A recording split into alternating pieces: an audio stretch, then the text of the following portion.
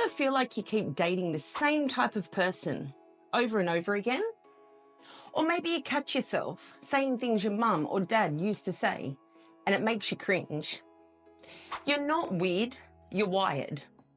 What if I told you your love life and how you treat yourself has been influenced since before you even knew what dating meant?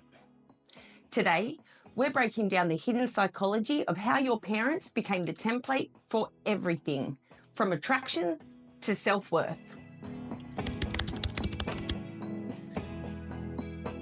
Let's rewind way back. Before heartbreaks, crushes, or awkward teen years, you were a little sponge, soaking up how to give and receive love from the people closest to you. Psychologists have been studying this for over a century. And what they found? Your opposite sex parent often becomes the blueprint for your romantic partners. Your same-sex parent often becomes the blueprint for how you see and treat yourself. We don't just inherit eye colour, we inherit emotional DNA. Hey, it's Nadia. In this video, we're diving into Freud's wild theories about love and identity, modern psychology's take via attachment and social learning theories, and real patterns people live out today and how you can break them. Let's start with love. Have you ever found yourself stuck in a pattern, drawn to the same type of person, even when it never works out? Maybe they're emotionally unavailable or unpredictable, or they always need saving. And yet something about them feels right. Let's dig into why that right feeling might actually be a signal from your past. Freud, yes, that Freud, had a bold idea. He believed that as kids, our first deep emotional bond is with the opposite sex parent. And that bond, it quietly shapes who we're drawn to later, even if we have no idea it's happening. Now, a lot of modern psychologists disagree with how far Freud took it, but the core insight still lands. The love you chased as a kid becomes the love you settle for as an adult, even if it hurt then and still hurts now. And unless we drag those patterns into the light, we don't outgrow them, we repeat them. Freud's the reason we have modern psychology, and also the reason you side-eye your relationship with your mum. Half genius, half walking red flag. But love him or leave him, his theories kicked off a conversation we're still having. How much of what we crave or tolerate started long before our first date? Now think about your opposite sex parent or caregiver. When you were hurting, either physically or emotionally, did they show up with calm, consistent love? Or were they hot and cold, loving one day, withdrawn the next, critical even when you were trying your best? Attachment theory explains that how our caregivers responded to our emotional needs became the emotional wiring in our brain. We didn't just learn to walk or talk from them, we learnt how love feels. If love felt safe, you learnt to trust. If love felt conditional, you learnt to perform, please, or protect. Now fast forward to your adult relationships. Does any of this sound familiar? You're magnetically drawn to people who keep you guessing because your body thinks uncertainty is normal. You confuse chemistry with emotional whiplash because that chaos feels just like home. Nothing says romance like cortisol and confusion, right? You take on projects, partners you believe you can fix because deep down, you think love is something you have to earn. And here's the hardest truth of all. Your nervous system isn't chasing what's good for you. It's chasing what's familiar. So if your type feels more like tension, walking on eggshells, or chasing someone who won't choose you, that might not be chemistry. It might be childhood. Your type is trauma, and your body just hasn't learnt that yet. Now let's flip the focus. Instead of looking at who you're attracted to, let's talk about how you treat yourself, how you talk to yourself, what you tolerate, what you believe you deserve. Now, here's a powerful question to sit with. Who showed you how to be you? Breathe for a second. Put your hand on your chest. Say it out loud if you can. I don't have to be a copy of my parents. That's where change begins.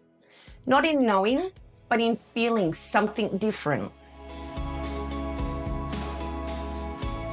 There's a concept in psychology called social learning theory, and it's simple really. We learn by watching, especially the people we identify with. Not through lectures, not through rules, but by observing how others behave, cope, speak, survive. So think back to your same-sex parent or primary caregiver. How did they handle stress? How did they respond to failure? Did they ever set boundaries? Did they rest or burn out trying to hold everything together? You may not have realized it, but you were watching closely, and what you saw became your emotional blueprint. If your mum always put herself last, do you now feel guilty putting yourself first? If your dad never expressed emotion, do you still feel like naming your own makes you weak? Even if you swore, I'll never be like them, that's not a conscious decision, that's conditioning. And patterns like that, they don't disappear. They repeat until we rewrite them. Take a second to reflect on this. Do you apologize for things that aren't your fault? Do you find it hard to ask for help? Do you feel lazy when you're resting? Where did those beliefs really come from? Because chances are you didn't wake up one day and decide to treat yourself that way. You learned it. Not out of choice, but out of observation. Maybe you learned that love means self-sacrifice, or that being strong means being silent, or that rest is only earned through burnout. But here's the truth. You're not doomed to repeat their story, but you do have to choose to rewrite it. Let's be honest for a second. Have you ever thought, why do I keep ending up here? Same arguments, same heartbreak, same sinking feeling, just with a different face. If you felt that, you're not alone, but you're not stuck either. Here's what tends to happen when we don't pause and look back before we move forward. Think about your last few relationships or situationships. Was there a theme? Maybe you kept loving hard, hoping this time it would be enough. Maybe you silenced your needs, told yourself it's not that bad, and stayed longer than you should have. If any of that feels familiar, it's not weakness, it's programming. You're not choosing pain, you're choosing familiarity because your nervous system doesn't know any other way, yet. Do you constantly second guess if you're too much or not enough? Find yourself chasing people who never fully choose you, or shrinking so you'll finally be easy to love. That's not a character flaw. That's a script you learned in silence, maybe from the way love was modeled to you or withheld from you. And the most heartbreaking part, you start believing you have to earn love, that crumbs are better than being alone. If you're always the strong one, the helper, the fixer, the emotional anchor, then maybe you've also had moments where you broke down in private because no one ever taught you how to be held. You've been carrying too much for too long without ever asking, who taught me I had to do this alone? But here's the shift. You can't change what you don't see. But once you do see it, that's power. Let's say you grew up with a dad who only showed love when you achieved something. So now you date people who seem hard to impress. And every time you finally get their attention, your brain goes, this is love. But it's not. It's approval you're chasing, not connection. That's not your fault. It's your template. Because now you're not just repeating the blueprint, you're rewriting it. And that changes everything. If you've made it this far, it means something in you is ready. Not just to understand the pattern, but to break it. Here's how you begin that shift. Not by fixing everything overnight, but by getting curious about the script you've been living. If you want to go deeper with this and actually start putting it into practice, I made something for you. It's called Uncover the Blueprint. It's a free download with journaling prompts, pattern tracking, and simple tools to help you make sense of why you're attracted to the people you are. You'll find the link in the description box below. Find a quiet moment and ask yourself, what did love feel like growing up? What did I have to do to feel seen, safe, or accepted? Let the answers come honestly. Was love warm and consistent, or something you had to earn? Were you allowed to just be, or did you have to perform? Because how you answered those questions might be exactly how you're still navigating relationships today. Next time you feel triggered, drained, or pulled towards someone who feels too familiar, pause. Ask yourself, am I chasing someone who keeps pulling away? Am I ignoring my own needs just to keep the peace? Am I reacting in a way that sounds just like my parent? Go deeper.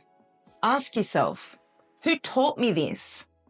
And do I still want to live this way?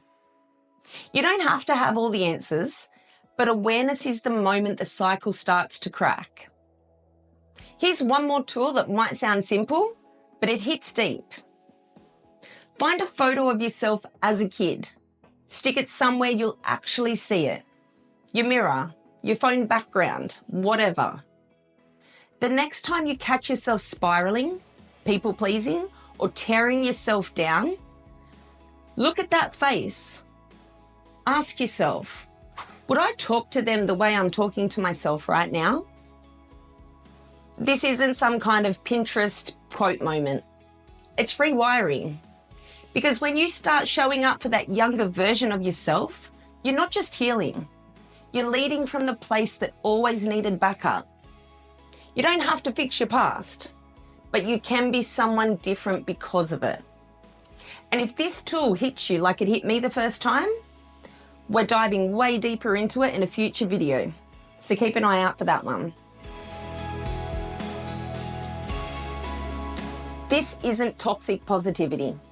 It's not about pretending your past didn't hurt. It's about becoming the parent you needed when you needed them the most. Give yourself what they couldn't. Boundaries, not walls, but healthy fences. Compassion, especially when your old patterns resurface. Rest, not as a reward, but as a right. Affirmation, because you are already enough. You don't have to carry their blueprint forever. You get to design something new. You don't just get to break the cycle. You get to become the safety you never had. And here's the truth most of us never heard growing up. Love isn't about intensity. It's about safety. Self-worth isn't inherited. It's reclaimed. And healing, it's not linear, but it is possible. So if you've been loving like your parents, that's not failure. It's familiarity. But now you see the blueprint. And that means you get to decide if it's the one you want, if it's the one you still want to live by. You don't have to repeat the pattern. You can rewrite the story. Because the cycle, it can stop with you. You're not doomed to be attracted to chaos. You're not too broken to love differently. Your type was trauma, but your future can be safety.